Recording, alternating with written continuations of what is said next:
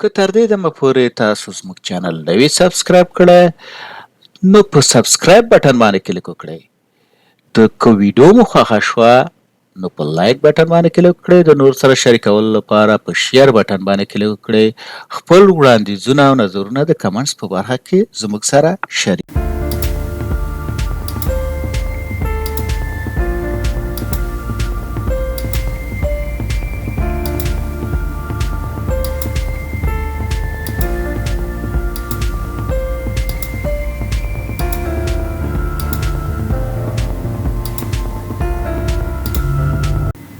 اوس راځم تاسو ته بیلابیل کړنلارې ښیم یا بیلابیل لارې ښیم چې څنګه تاسو د مایکروسافت اکسس پروګرام پرانیزئ یا اوپن کړئ.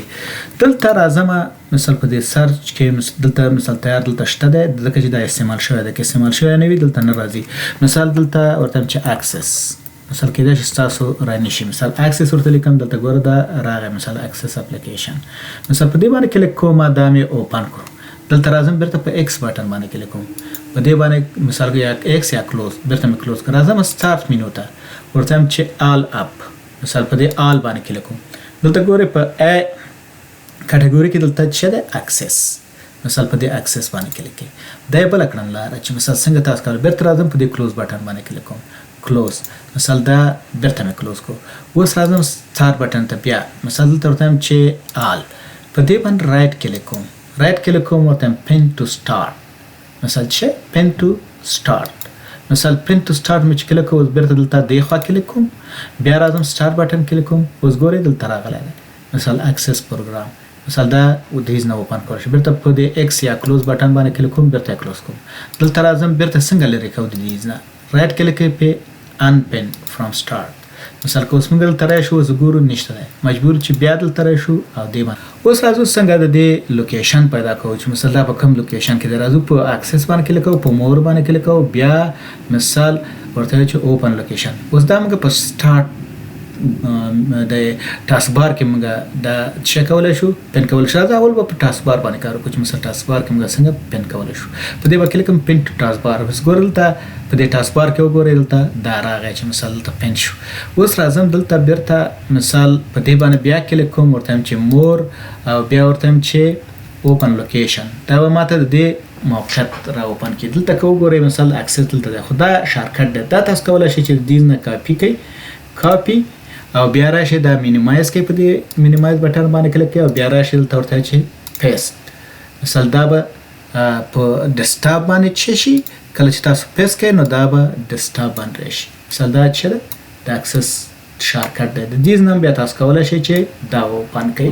مثال دا دلته مو پیست کړه. رایټ کلیک کوئ هغې نه کاپي کوئ دلته پیست کوئ. مثال دا یې بله کړنلاره ده. اوس بیا راځم دا اوپن کومه. مثال دا خو شارټکټ دی. مثال اصلي د اکسس فایل نه دی. مثال ګورئ دلته د شارټکټ ورته لیکلی ټایپ یې څه دی دلته ګورئ ټایپ دلته وګورئ شارټکټ. مثال په دې باندې بیا رایټ کلیک کوم چې کله مې بیا پې رایټ کلیک وکړو اوپن فایل لوکیشن دا به زه چېرته پیدا کړم. ګوره دلته څه دی ام اس اکسس د دې ایکزي فایل یا اپلیکیشن فایل چې دی ام اس اکسس دی. که دا وګورئ تاسو دلته وګورئ دا چې دی ام اس اکسس. اوس زه همدغه را کاپي کوم او د دې ایکسټنشن چې دی ای ایکس سی دی. اوس راځم دا بیرته کلوز کوم. دلته راځم د دې کلوز بټن یا ایکس بټن باندې کلیک کوم کلوز. اوس راځم په کیبورډ کې د وینډوز کلی نیسم او آر کلی زور کوم یا کنټرول یا وینډوز پلس آر وینډوز کی پلس آر. مثال موږ ته وڅ شي د